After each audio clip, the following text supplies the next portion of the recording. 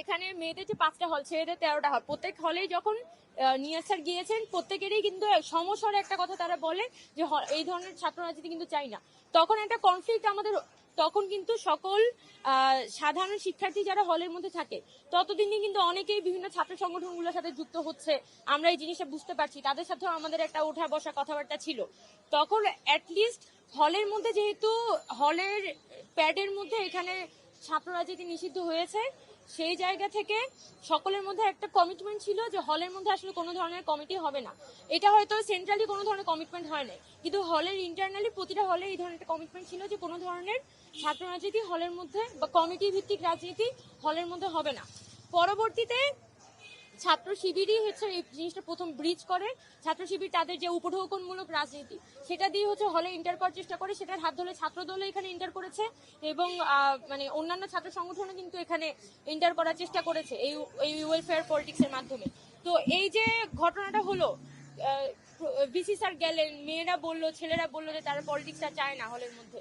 তার মানে তো সবার মধ্যে ওই আর্টটা আছে, যে ওই ভয়টা আছে, আশঙ্কাটা আছে যে এখানে ওই ধরনের কমিটি ভিত্তিক রাজনীতির প্রচলিত হওয়া মানে পুনরায় হলগুলো আজকে হোক, 5 বছর পর হোক, 10 বছর পর হোক, একই ধরনের একটা দখলদারিত্বের মধ্যে যাবে। তো তাহলে এটার তো একটা পার্মানেন্ট সলিউশন দরকার।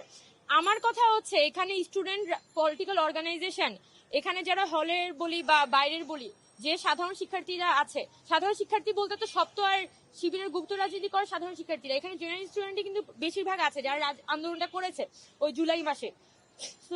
সো এখানে সকল সাধারণ শিক্ষার্থী, স্টুডেন্ট অর্গানাইজেশন, প্রশাসনের মধ্যে একটা বোঝাপড়ার মধ্যে আসতে হবে, একটা রিকনসিলিয়েশন প্রসেসের মধ্যে আসতে হবে এবং ঢাকা বিশ্ববিদ্যালয়ে ছাত্র রাজনীতি একটা প্রপার নীতিমালা করতে হবে যে ছাত্র রাজনীতি হলে এখানে কি ফরম্যাটে হতে পারে, এবং সেটা হতে হবে একটা রিকনসিলিয়েশনের মাধ্যমে। এবং দুঃখজনকভাবে এই রিকনসিলিয়েশনে আসলে আমাদের প্রশাসনে পৌঁছাতে যাচ্ছে না।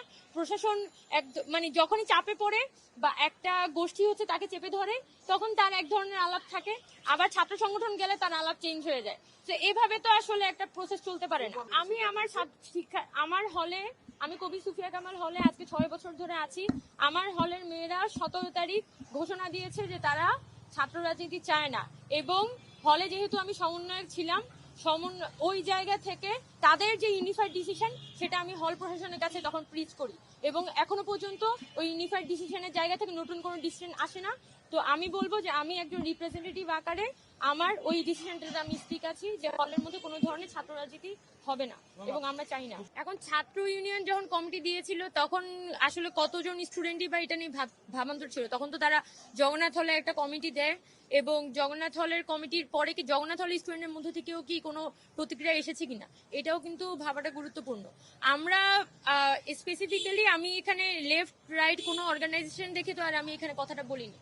আমি কিন্তু যখন দাঁড়িয়েছি, আপনারা একটা জিনিস কিন্তু বারবার হচ্ছে যে জিনিসটা করতেছেন যে আমি যখন গতকালকে অবস্থান নিই বা এখানে রোকেয়া হলের স্টুডেন্টরাও যখন কথা বলে, অন্যান্য মেয়েদের হলের স্টুডেন্টরাও যখন কথা বলে, হ্যাঁ অনেকে হয়তো পলিটিক্সের সাথে জড়িত, অনেকে পলিটিক্সের সাথে জড়িত না, কিন্তু যখন সমস্যারে এই কথাটা উঠে যে এখানে একটা ব্রিজ, এখানে একটা কমিটমেন্ট ছিল যে ছাত্র রাজনীতি হবে না, এরপরে যখন আমি দেখলাম যে এখানে একটা কমিটি হয়ে গেছে, তখন কিন্তু আমাদের হলের পক্ষ থেকে আমি একটা অবস্থান কর্মসূচি যাই এবং হলের যে প্রশাসন তাকে আমরা বলি, এবং আমার স্টেটমেন্টে তো কবি সুফিয়া কামাল হলের সাধারণ শিক্ষার্থীবৃন্দ এটা খুব পরিষ্কারভাবে লেখা ছিল যে আমি আমার হলের যে শিক্ষার্থীরা তারা যখন এনরেজ হয় তাদের পক্ষ থেকে আমি তখন এই অবস্থানটাতে যাই, যে কারণ আমার হলের স্টুডেন্টের সাথে একটা কমিটমেন্ট ছিল, সেই জায়গাটা আমি আসলে কোনোভাবে চাইনি যে এখানে ব্রিজটা হোক, এবং আমার যে দায়বদ্ধতা ছিল সেই দায়বদ্ধতার জায়গা থেকে আমি এখানে কথাটা তুলি।